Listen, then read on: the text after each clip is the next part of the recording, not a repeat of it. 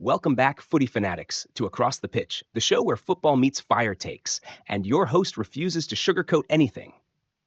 This is episode 10, and you know what they say double digits, double the sass. We've got transfers, tantrums, and a striker who thinks he's the next Drake.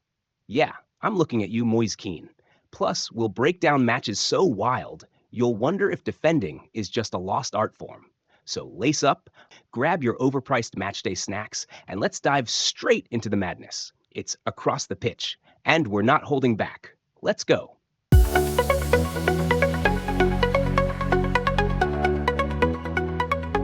Marcus Rashford, the boy who went from star boy to stumbling. Look, we all know it. United fans are tired, managers are skeptical, and Rashford's form? Well, it's somewhere chilling in Narnia because it's been missing for a hot minute. Let's break it down. Two options. Option one, he stays at Manchester United. Simple, right? Nah. Staying means gritting those teeth, battling through Amorim's earn it or exit vibes, and proving to everyone, including himself, that he's still that guy. We've seen him score huge goals. He can do it. But let's be real. With 7 goals in 24 games this season, that reset button looks more daunting than a Monday morning alarm. And let's not forget his wages. I'm talking £325,000 a week. Yeah, you heard me. That's not chump change. And finding a club willing to take that and his fading form? It's harder than convincing grandma to upgrade her flip phone. Option 2, pack those Louis Vuitton bags and head to Saudi Arabia. Financially, it's a chef's kiss for both Rashford and United. The man would rake in serious cash, and United could wipe £17 million off their wage bill. Everyone wins. Except, let's not pretend Rashford would be happy there, sipping on luxury while watching his England career evaporate faster than my New Year's resolutions. No World Cup 2026, no international redemption arc, just vibes and Riyadh sunsets. And the other options? Laughable. PSG moved on from their superstar phase.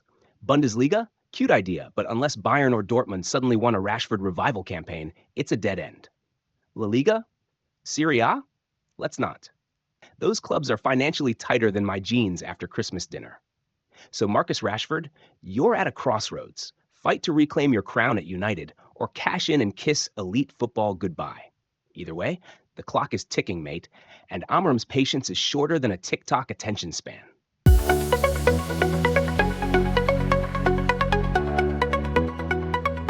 45 shots. 45.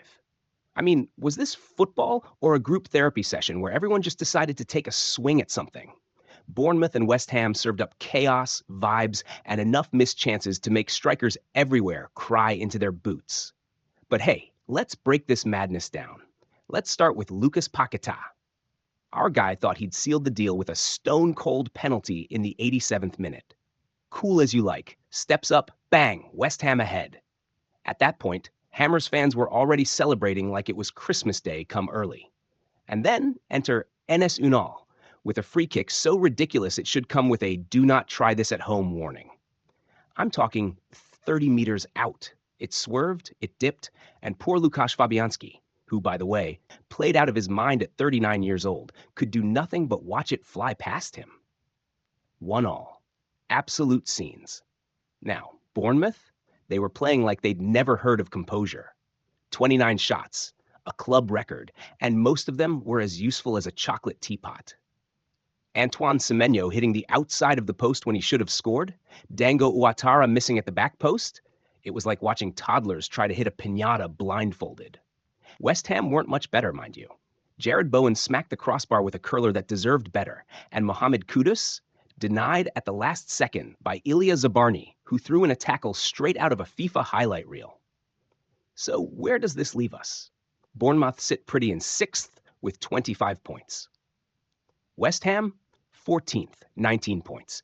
Moyes' men have some serious soul-searching to do because respectable just isn't going to cut it when you're giving up leads like free samples at Costco.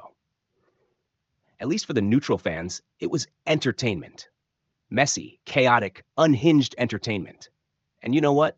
Sometimes that's exactly what we need from the Premier League.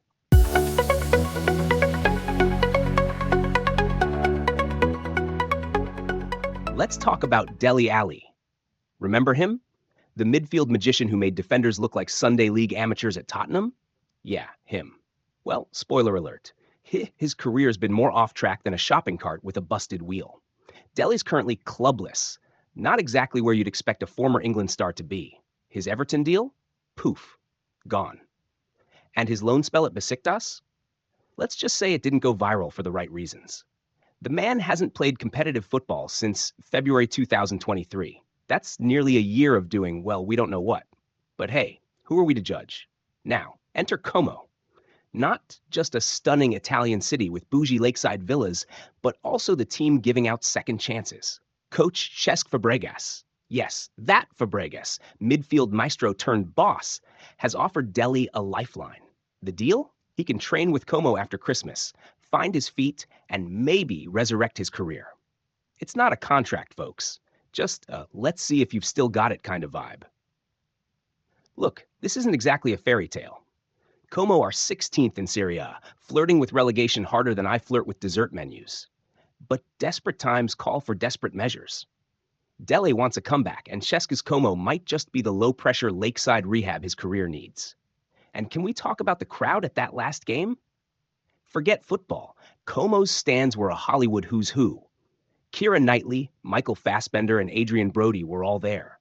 I mean, if Dele's return doesn't get clicks, the A-listers in the bleachers sure will. So what's next for Dele? Train hard, stay humble, and, for the love of football, show us that talent's still buried in there somewhere. Because right now, this comeback story is still stuck on page 1.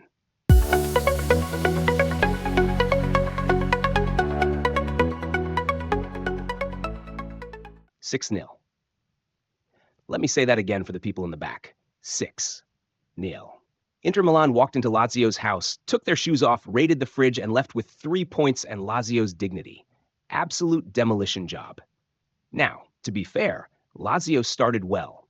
First 30 minutes, they looked like they had it together.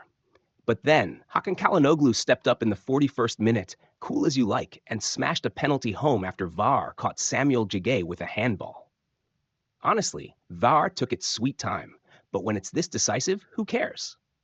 Then, before Lazio fans could finish groaning, Federico DiMarco made it 2-0 with a volley so clean it should come with its own squeegee. Inter hit the halftime break with swagger, and when they came out, Lazio looked like they'd spent the interval asking existential questions. Cue Nicolo Barella. 6 minutes in, bam, 3-0. Lazio keeper Ivan Provedel? No chance. And if you thought Inter were done, think again. Denzel Dumfries, with a towering header, made it 4-0 faster than you could refresh the scoreboard. Lazio's defense was more non-existent than a quiet Italian restaurant on a Sunday. Then came the final nail, or two. Carlos Augusto bagged one from close range, and Marcus Thuram dribbled through defenders in the 90th minute like it was a training drill to complete the route. Lazio fans? Silent. Shell-shocked. Probably Googling how to recover from embarrassment. Let's put this in perspective. Inter now have 47 away goals in Serie A this calendar year, a club record. On the road, they are absolutely terrifying. Meanwhile, Lazio? 5th place, 31 points, and an ego that needs urgent repair. They looked good for half an hour, but that's not how football works, lads. Inter fans, enjoy it. Your team just delivered the kind of statement win that keeps other managers up at night. 6 goals, 0 mercy, and a message sent. Inter are still very much in this title race.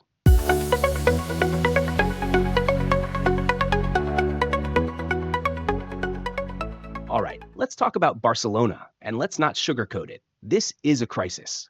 And don't come at me with the, oh, they're top of La Liga defense. Look closer.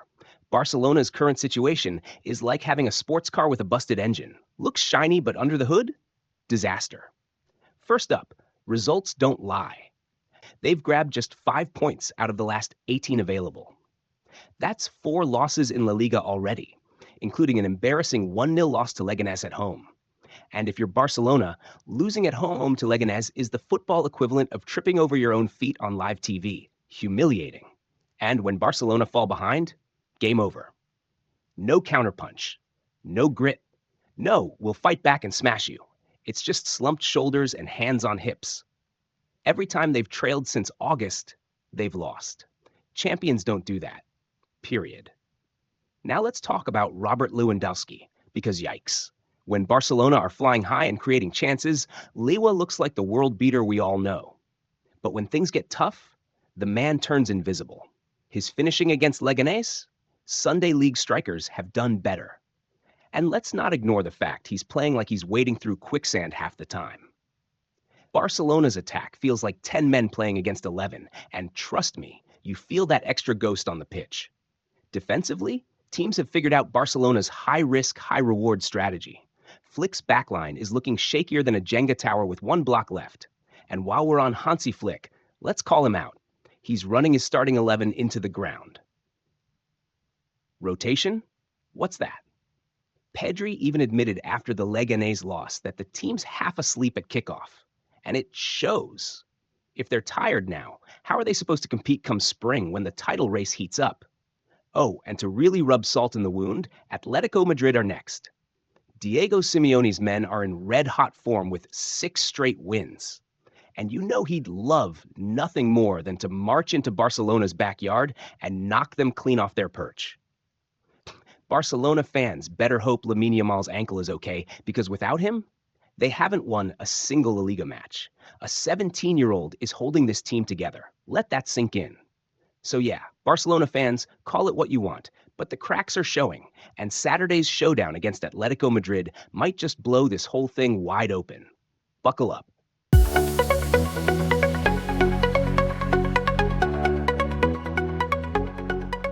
All right, forget football boots for a second because Moise Kean just dropped bars. Yes, the Fiorentina forward, better known for ripping through defenses, has now stepped into the rap game with his debut album titled Chosen. And oh, it's not just a hobby project. We're talking 11 tracks of pure Kean energy, headlined by his opening banger, I Was Born a Winner. Confidence? Through the roof. Now, before you start side-eyeing this, let me remind you that Kean isn't the first Serie A star to trade cleats for beats. AC Milan's Rafael Leão tried his hand at the rap game too. But Kean? He's not playing around. The album even comes with that little parental advisory sticker. Explicit content, folks. He's got something to say, and he's not cleaning it up for anyone. Kean debuted his tracks during a party in Milan over the weekend. And guess what? His teammates, past and present, were there to hype him up. Picture this. Professional footballers, champagne in hand, nodding along to Kean spitting rhymes about winning. But here's the thing. While he's dropping tracks off the pitch, Kean is also killing it on the pitch. He's currently the 3rd leading scorer in Serie A with 9 goals. That's 3 behind Atalanta's Matteo Retegui. My guy's making defenders dance during matches and making fans dance at home. Dual threat? You bet. So whether you're a Fiorentina fan or just love a good footballer-turned-rapper story, Kean's album Chosen is out now on all streaming platforms. Give it a listen. Just maybe keep the volume low if grandma's around. Moise Kean, born a winner, born a rapper.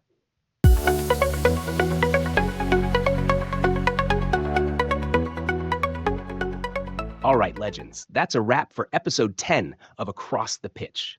If you love the banter, the takes, or just stuck around to hear me roast defenders who can't defend, you know what to do. Hit that like button, subscribe, and turn on those notifications so you don't miss a second of the action.